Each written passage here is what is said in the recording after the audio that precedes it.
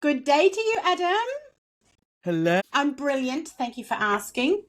Yes. Darling, the decorators have been in. What a wonderful background. Yeah, thank you so much. Yeah, just did a few things with the wall and bloody. Thank you so much. Yes. You don't need to see all my kerfuffle that normally goes on behind me in my office. So this is wonderful. Virtual backgrounds. I'm happy with that, and it does mean that I can hide stuff behind me now, which is brilliant. Brilliant. I know. It's good. Hide a bit. Right? Yes. Okay, like wearing black. It's also meant to hide a multitude of sins. Yeah. Anywho, we've only got 2 episodes left in our presuppositions section. Shall we call it that? Yeah. So that's exciting, and then we might have a special guest coming on to have a chat. That'll be a bit exciting too. Yes. Da, da, da. I mean, I'd like to think that people absolutely love listening to you and I, talk crap all day. However, it's nice to hear a new voice every now and then, isn't it? Absolutely. Yeah. Different perspectives, colour it up a little bit. It's good. Keeps it fresh. For sure. And it really does. It sort of harks back to something we've been saying all the way along, that the thing with language and the thing with reality is that the way you understand the world and the way that you see the world is purely through the lens of your own perspective and the way that you have been brought up and all those different things that we've talked about in the past. So there's always something to learn when you talk to other people, even if it's about something that you think you have a pretty good handle on. Yep, I know all about that. You know everything as it, as it fits through your filters. So when you hear it from someone else, it's not about, learning a new thing, so to speak. I find it's about learning something at a different level. Definitely. Not higher, not lower, not better, not worse. Simply a different perspective, which actually just broadens your knowledge, doesn't it? Yeah, definitely. I think, when you're talking about when we say presuppositions of NLP, they really just represent, like you're talking about, it's just a foundational bunch of assumptions or beliefs that then guide the practices, isn't it? And the methodologies. Yeah. It's not like these are the 10 commandments that somebody inscribed into stone and came down a hill, blah, blah, blah, so I guess they aren't necessarily true in the scientific sense, but they are considered useful beliefs that can really help you understand, well, human communication and personal change. So, it's a philosopher. What's the word? Put my teeth in. Philosophical framework, isn't it? For anyone that's practicing NLP, really emphasizing flexibility and, like you said, bringing other people in, because then we get the subjective experiences of others, not just us. And because we're really, it's all working towards becoming effective communication masters, isn't it? 100%. And the more that you listen to what other people have to say, without the barrier up of oh, well, I have to believe what they say, or they're trying to manipulate me, or I don't want to change my mind. You don't have to put your heels in. It's simply opening your mind up, listening to what someone else has to say, then you take what you want and you leave what you don't, and you move on. Yeah. So, as we say, try it on. And if it doesn't fit, don't worry about it. Shut up. Next. So let's crack on then to do, as I said, we've got four more presuppositions to do and to talk about. So let's talk about number 11. It's there is no failure, only feedback. Yes. Love it. I love this one, which I think I've said nearly every single time. With all the others, like you say, it's no failure, only feedback. Yeah, it's a wonderfully freeing one, actually, because yes, I love that. I find this is liberating, this one. Liberating. Yes. Yeah, great word. Because you can take it upon yourself to realize, instead of putting yourself down like, oh, I did that wrong. Oh, I made a mistake. Oh, I'm so bad at this. You can reframe in a clicker, just a second. You can reframe it and go, okay, so that didn't work. That didn't give me the outcome I was looking for. What can I do differently? What would I change? What will I tweak? It's actually empowering. Liberating and empowering is what I would say. Very much so. And actually gives you the opportunity to look at it and think, actually, that was a better outcome than I was even hoping for. Yeah. And, so therefore, what did I do to get to that better outcome? It's not necessarily, because some people will go, oh, they'll just focus on a failure, but forget that it was a better outcome as well. So it kind of works on both fronts. It's that opportunity for learning and improvement, or repeating the recipe. Yeah. Sorry, my dog has wandered in and cannot decide if she wants to stay in or out now. In or out. Bless her. So I'm just leaning to the door here every now and then. Something reminded me that you just sort of brought up there, tweaked for me, is and anyone who listening who has studied psychology, it comes up as part of learning psychology as well, about the amount of times that people will remember and draw on the mistakes they've made. They could, if you think about, I don't know, let's say riding a bike, okay? You're out riding your bike. You may ride your bike every day, and maybe you've ridden your bike nearly every day since you were a kid. So that could be, 20 years, 10 years, 50 years, I don't know. It's a long time and it's a lot of bike riding, right? And yet, what we draw on is we'll remember the couple of times when maybe we fell off the bike, or where the chain came off, or we got a flat tire. We remember the things that didn't work, and we unfortunately use those memories to hold us back from trying new things and getting out there and doing something different. Someone might say, oh, I see you like riding your bike. Why don't you come and do a mountain track with me? And what can happen is a person can then draw on, do you know what? Once I rode on a dirt track and I couldn't control the bike and it slipped out right from underneath me. So they don't remember the other 5,000 times that they've ridden a bike successfully. They remember the one time, and I think if we can really embrace, there is no failure, only feedback. When someone says, hey, do you want to go mountain bike riding?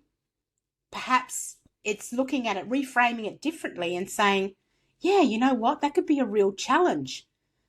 I've tried it before. Maybe it didn't go so well. What could I do differently this time? Because I'm clearly a good bike rider. I've done it every day since I was 10. Yeah, I'm ready for the next challenge. And so you're leveling yourself up by actually drawing on your experience that's positive as opposed to your experience that you deem as negative, yeah? Absolutely. Like making sure you end up at a fabulous restaurant with a gin and tonic. That would get me going. Where are we ending up? That's what I need to know. Sorry. So, yeah, I really love there is no failure, only feedback. So when you see something, and this was a difficult pill for me to swallow, to be honest. When I was, where you and I actually first met, I believe, Adam, was at our training course, where we were both, training to become a trainer. Yeah. Yep, at the trainer course. And we had to, remember very early on in the course, we actually had to present something about NLP as a trainer, yeah? And I thought I was just the bee's knees. Like I thought, oh, I will nail this. Watch me.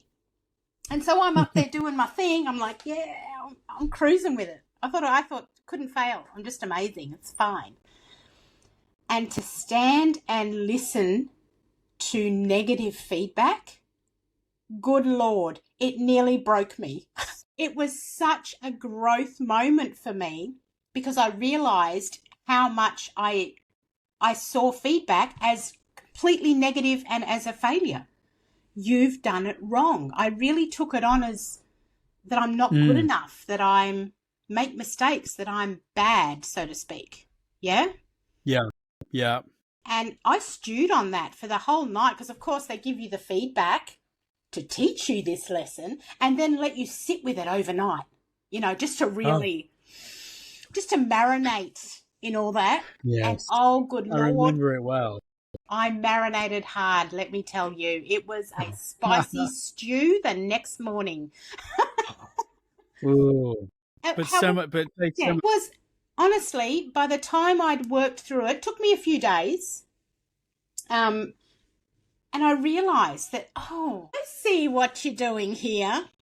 And, I was able to really strengthen my reframe muscle and strengthen this presupposition in particular, and realize that all feedback is useful to me. And I can take it, I can leave it. I have the power to do whatever I want with it. However, if I choose to take it as failure, then I'm no longer in control. I feel like that's putting the control outside of myself because I'm putting a label that's limiting on me, But feedback, that's all me, baby. And I can do that what I want, So that was a huge turning point for me. Please tell me, Adam, that you got gut punched as well with yours. Several times. And, I've been public speaking and training for, a decade. Yeah. I really thought I was great. But I had never had anyone really I'd had people to sit and give me feedback, but it was in a very linear viewpoint.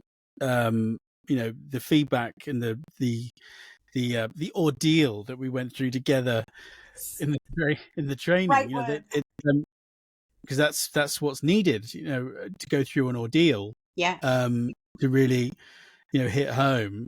Like you say, it was a massive growth point. And that's what they really are. That any situation, any ordeal, is a growth point. Yes, and that's it. And it's one of those muscles that I find I'm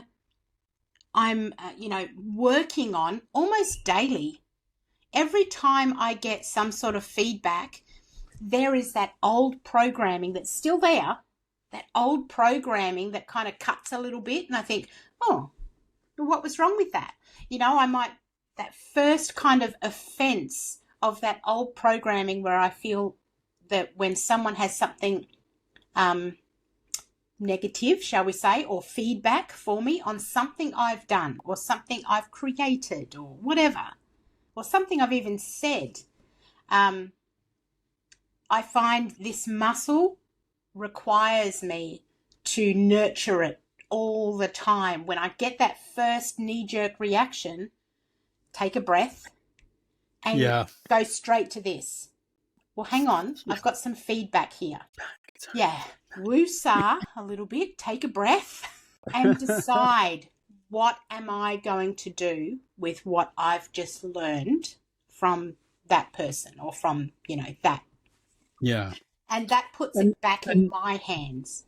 Exactly. And it's okay if you need 5-10 minutes to go and just, be human for a minute and just be like, it's okay. Like, let it happen. This is not necessarily about stopping being like, okay, I'm going to stop being annoyed by that. If you feel annoyed by it, be annoyed by it. Yeah. But understand, feel that, this is not about bottling anything up. This is about the freeing process of acknowledging it, feeling it, changing the thinking around it so that we change the feeling. And you keep doing that over time, eventually it won't be a trigger point anymore. Exactly. You're strengthening that muscle. And as you said, always remembering that what you resist will persist. So if Oh, you yeah, I like that. resist, I love that. Yeah. If you resist that feeling, and try and suppress it, then you're never going to actually deal with it. The programming will remain and it will always rear its little head every time you get some feedback. So it's very Absolutely. important, like you said, instead of resisting it, feel it and take a moment if you need to, and go and have a think or whatever you need to do to work through it, to process it, and then take control, reframe it, and weaponize it. What are you going to do with it?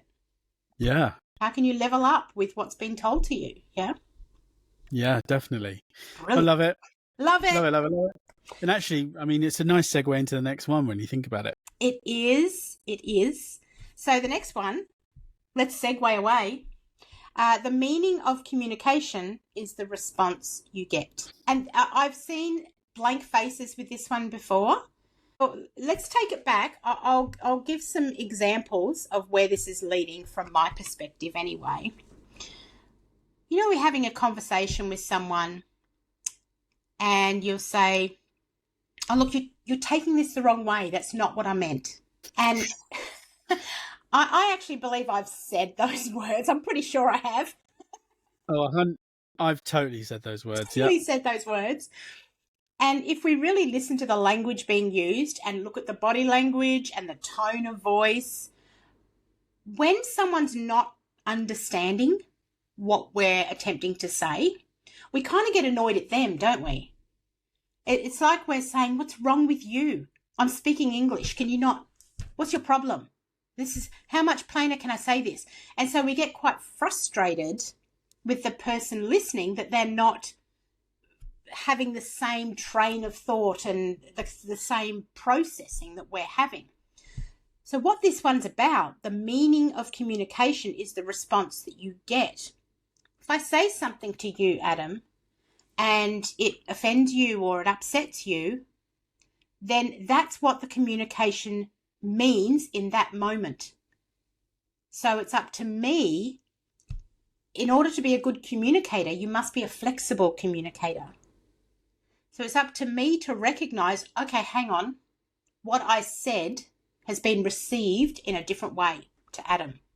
He's received it differently to how I meant it to be sent. So I'm picking up on your body language. I'm picking up on, changes in your tone of voice, things like that. So I know, the rapport has broken here. Something's not gone through in that communication. So I adapt the language I'm using, the way I'm using it. I adapt it so that I'm understood. Yes. And really, thinking about what you're going to say first. Yeah. So you are literally in the driving seat of your language, rather than being kind of careless about it. When you start to really pay attention to what you're saying and how you're saying it, versus when you're not and you've got your automatic mouth, just firing, away. You start to think, oh yeah, I can actually see that now. The quality of your communication gets the quality of the outcomes of everything around you gets so much better when you are on purpose with your language. I love And that. Yes. really using your words purposefully, and just taking a moment to think, what, if I say X, Y, Z, da da da, my experience of dealing with that person before has been X, so I'm going to make sure that I start here first. Always, it's with rapport first. Get into rapport first. And some people are like, some people might think, oh, that's a bit slimy first. Well, no, it's just about, rather than coming straight in and going with demands or whatever you're doing, just have a chat first and be like, how was your day? Great. What did you get up to? Oh, take some time to be interested in the other person first. You don't have to do it for long. Have a little giggle and then just say, hey, listen, and then start your communication. Always starts with a report. There's a process that we teach you, there's a structure, isn't there? Yeah. And making sure that you're on purpose with your language, so that you get the right outcome, because the feedback from from the reaction is exactly pretty much always, well, it's a mirror on what you've done and how you've done it. Yeah. I mean, a simplified example of what you were just talking about, Adam. Think about what sort of service we like or we remember when we go into a store, right? If you go up to a counter to pay for something and the person doesn't even make eye contact with you and, just rings up grabs your shirt or something and rings up your purchase and then says $20, thanks. And so you give them the money and they ring it up, they give you change. Next. Now, the thing is, that person's done everything they're supposed to do, to be honest. Like they've the transaction has happened. All I wanted to do was buy my T-shirt and pay for it. So that all happened, didn't it? And yet, the difference I will feel walking out of that store compared to I walk up to a counter and I put my things on the counter and the person looks at me and says, "Hi, how you going?" "Oh, yeah, pretty good. You had a good day?" "Yeah, I have, thanks." And they ring it up. "Oh, this is a nice shirt. Yeah, I like this. I bought this one myself." "Oh, that'll be 20, thanks." And there's a bit of just chit chat. Yeah. It doesn't have to be a life story. However, it's the things like making eye contact, caring about, "How you going? You had a good day?" "Oh, great. Brilliant." And then off you go. There's going to be two different feelings of how that transaction was handled. Yeah. So people naturally go towards the pleasure. They'll remember. Exactly. So it's a good point you bring up that rapport does not have to take, 10 minutes and digging into someone's life. It's actually simply connecting. Just the little things. Yes. Yeah. And it's going to stand you in good stead then. If you've connected with that person, you're going to much easier pick up when the mood changes, so that something you've said perhaps hasn't been received in the way that you wanted it received. Great point. Yeah. And okay, hang on, I have to recalibrate here because something's changed. It's up to me to be flexible and adjust and decide how I'm going to. Tip of the day. Maybe I should start a new thing, Adam. Tip of the day. Love it. Love it. Tip of the week. Talking about this one, when I've heard people start conversations with, "Don't take this the wrong way, but blah, blah, blah, blah, blah, blah." Like, exactly. Yeah. It's like you suddenly just, right, okay, I won't. And they are so ready to take it the wrong way. Yeah. Yeah, you're like, "Yes, I'm ready." Yeah. So as soon as we say that, "Don't take this the wrong way, but," what you are essentially saying is you're not confident in what you're about to say for a start, because you're almost warning that, "Oh gosh, please don't be angry at me. I'm going to say something that," So there's no confidence there in what you're about to say. Second, I feel like it's not been thought through, as you were saying before, Adam. Take a moment. Think about what you want to say. Think about the outcome you want. Yeah. And then choose your language purposefully with volition on how you want to say it. Yeah, big time. Yeah. So if we can practice moving away from starting difficult conversations with, "Don't take this the wrong way, but," because the minute you say that, I think rapport is gone anyway. Yes, 1,000,000%. So that's my tip of the week with Ali. Thank you so much. It's just the tip, okay? We didn't go to dirty talk until the end of the episode. That's pretty good. For a change. Right? Look at us Top growing and and shit, Top right? and tail. So, brilliant. How do you feel about that, Adam? Good? I feel very good about it, darling. Of course. Thank you so much again. You're just showering me with the love today, aren't you? Always sharing you with true love, darling. Thank you. What? Oh, stop. So, just a little insight into the next episode. Since we're talking about flexibility, we're going to expand on that a little bit more. We're going to talk about the law of requisite variety. So that'll be really cool. We'll get into that, have a bit of fun, and then we're going to bring it on home with all procedures should be designed to increase choice. Yes. And okay. Love that. Choice is where, we start. You think about when we teach NLP, Adam, at the certification level. Actually, even when I teach metacognition, my workshops and things, it starts about highlighting choice. That everything in life, there is a choice, and that can be a really difficult pill to swallow, because sometimes the choices, there's not a good one and a bad one. There's not an easy one and a hard one. Sometimes they're both shit. Sometimes all the choices you have are crap, yet you still have a choice. So we start talking about choice, and I like that in the end, where we sort of end up when we're doing this sort of training, is we're all about increasing choices and putting that power, back in the hands of the individual to take control and design the way they want their life to go. So that's how we'll bring it on home in our next episode. Sound good? Sounds great to me. Love it. See you there. Mwah. Bye. Bye.